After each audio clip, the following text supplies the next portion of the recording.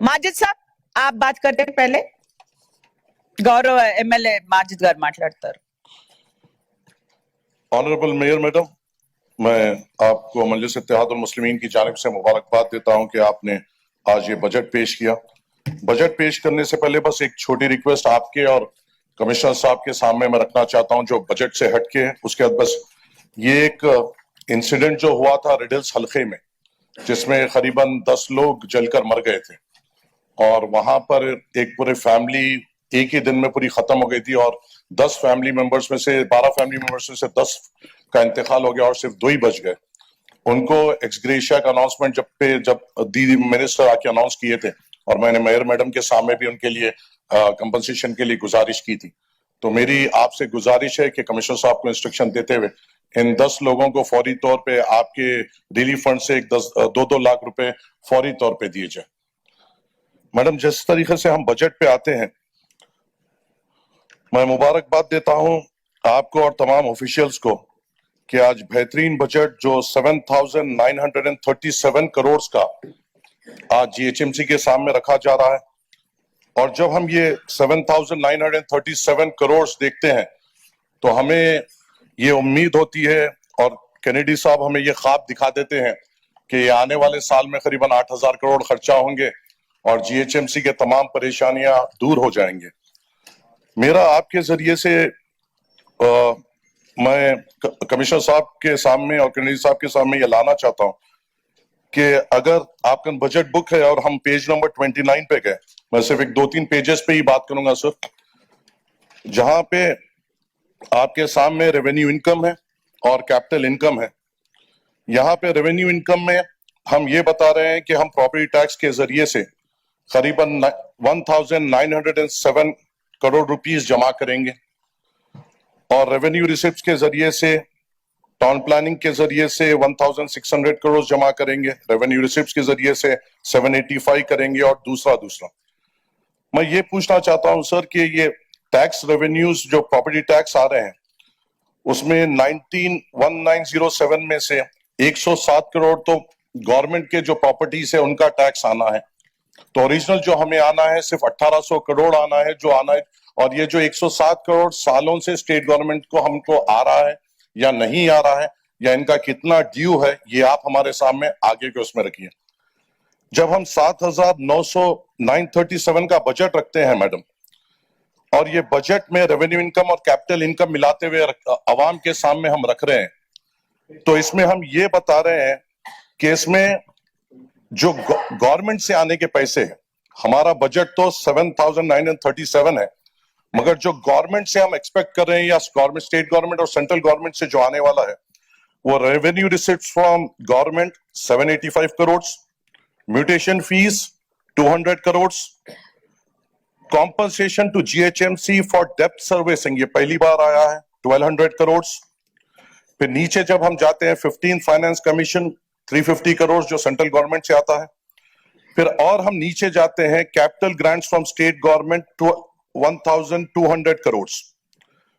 तो ये revenue income और कैपिटल इनकम जब हम देखते हैं और तो इसमें जब हम इनको कैलकुलेट करते हैं तो दोनों का अगर ये जो स्टेट और सेंट्रल गवर्नमेंट से जो आना है वो है 3,842 crore that we are expecting from the state and central government. If we reduce this from our GHMC budget, so we are just presenting a budget of 4,095. Because these all figures that we have put in this budget is that we are expecting. And I have been in the state assembly, I have not seen this much particular amount being allotted to GHMC. So how are we supposed to get this 3,842? Yes, this 350 crores of 15 finance commission grants, ये central government से आते हैं, कम या ज्यादा आते हैं, आ जाते हैं, मगर ये जो रेस्ट ऑफ द मनी है जो compensation of GHMC from debit servicing to 1,200 crores, capital grants from state government 2,400 crores और ये दूसरे, ये किस तरीके से आएंगे? अगर ये नहीं आएंगे तो हम किस तरीके से आगे बढ़ेंगे ये आपको हमें बताना है, क्योंकि यहां पे जब मैं देखता हूं हमारी जो रेवेन्यू है जो हम खुद जनरेट करते हैं वो है 3,646 करोड़ जो जीएचएमसी में वो कैपेसिटी है और कैपेबिलिटीज है जो हम जनरेट करते हैं, जो होता है 1800 from property tax, 1600 from town planning, and then advertisement fees है 20 crore, trade licence 110 crore, estate 10 crore. ये मैं मानता हूं ये आप कलेक्ट कर सकते हैं और ये टोटल अमाउंट आता है 3646, जो आपके पास पैसा आएगा जो आप खर्चा कर पाएंगे।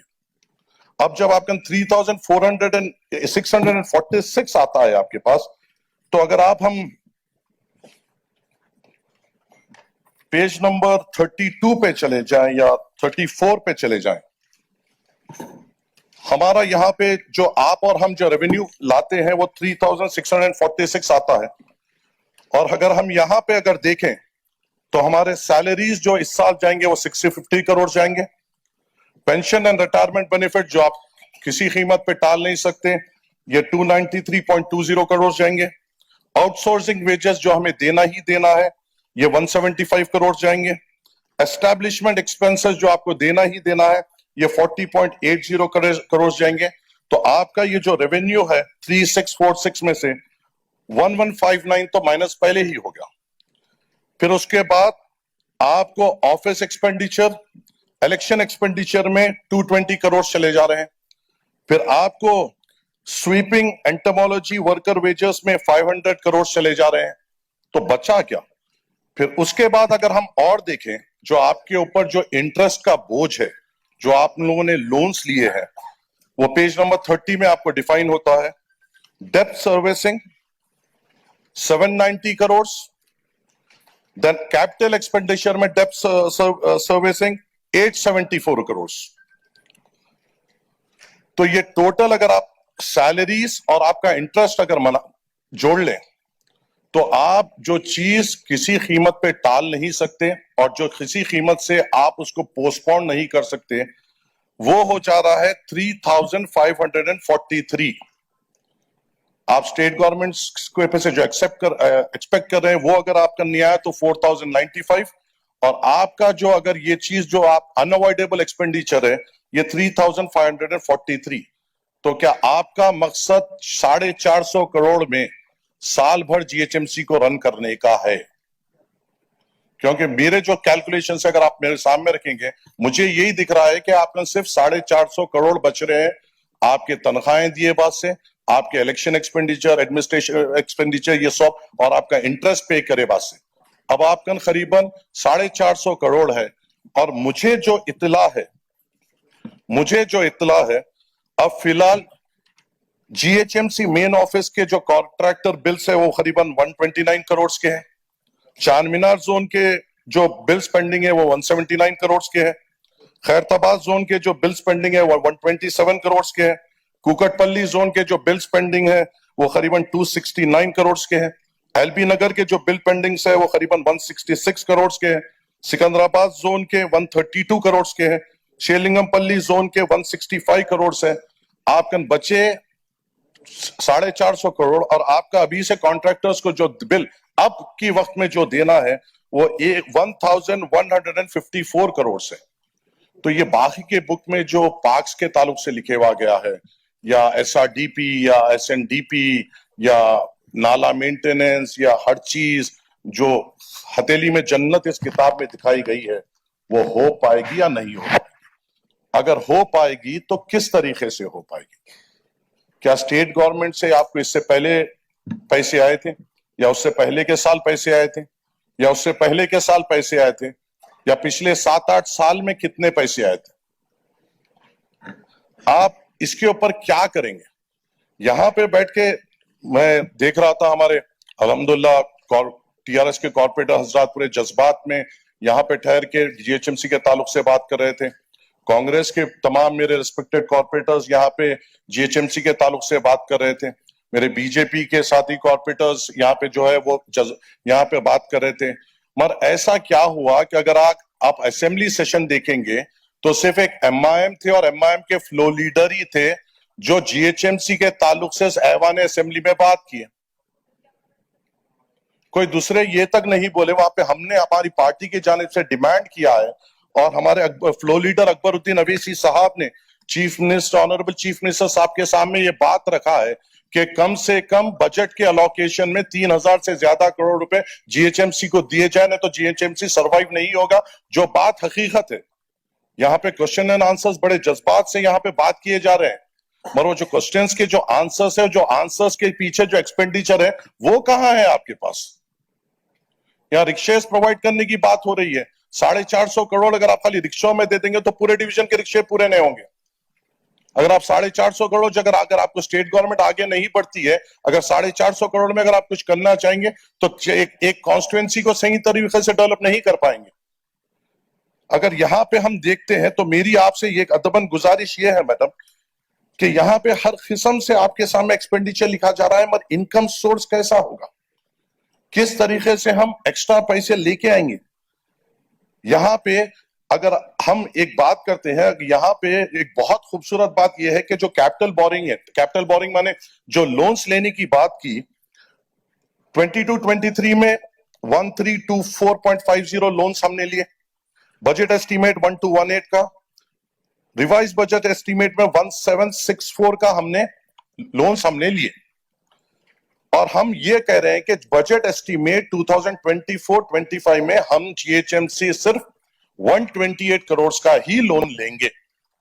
अगर हम 128 करोड़ का लोन लेंगे तो हमारा क्या ये एक्सपेक्टेशन है कि स्टेट गवर्नमेंट हमें पैसा देगी, और अगर देगी तो क्या इसका जितना आपका अमाउंट है वो बजट क्या स्टेट गवर्नमेंट में अलोकेट हुआ?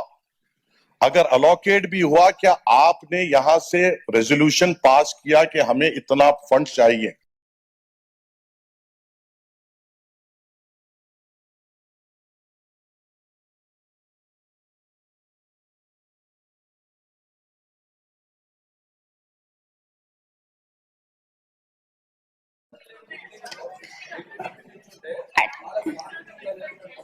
Sure. And GHMC has been securing AA stable rating by the external rating agencies continuously since 2017-18, which enabled GHMC to raise funds by issuing municipal bond, augmenting funds from market borrowing.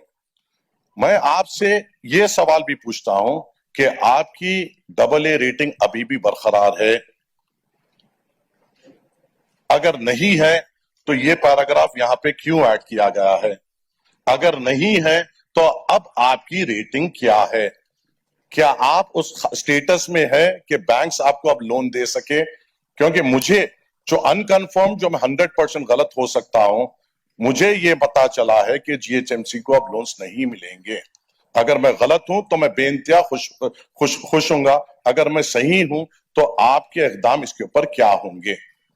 तो यहाँ पे मैं आपसे अदबन गुजारिश करता हूं madam कि यहाँ पे बहुत सारी तफसीली तरीके से, जब हमारे पास पैसे ही नहीं है तो हम पार्क्स पे क्यों बात करें कि हमें इतने पैसे क्यों दिए गए, इतने पैसे दियो? हम सैनिटेशन पे क्यों बात करेंगे जब हमारे पास पैसे नहीं है? हम दूसरे चीजों को कैसा करेंगे जब हमारे पास पैसे नहीं है? ये बुक सिर्फ एक मीडिया को, आपको और हम सबको देने के लिए है, मगर हमारे पास वो रिक्वायर्ड रिसोर्सेज ही नहीं है जिससे हम कुछ कर सके। और इसमें हम किसी को ना या लेफ्ट साइड पे बैठे सवालों को ना इनको ब्लेम कर सकते हैं, क्योंकि ये चीज तो एक कंटिन्यूस हुआ है जो खर्जे में जीएचएमसी आई सो। तो यहाँ पे मेरी आपसे एक अदबन गुजारिश है मैडम कि स्टेट गवर्नमेंट से आपको और हम तमाम को रिप्रेजेंट करना पड़ेगा। जीएचएमसी पे फिलहाल अगर मैं गलत हूं तो मुझे सही कर दीजिए, आज के रोज में 6,374.48 करोड़ का लोन है। हर खबर पर नजर रखने के लिए हमारे चैनल को लाइक, शेयर, सब्सक्राइब और फॉलो जरूर कीजिए। Crime control news Hyderabad.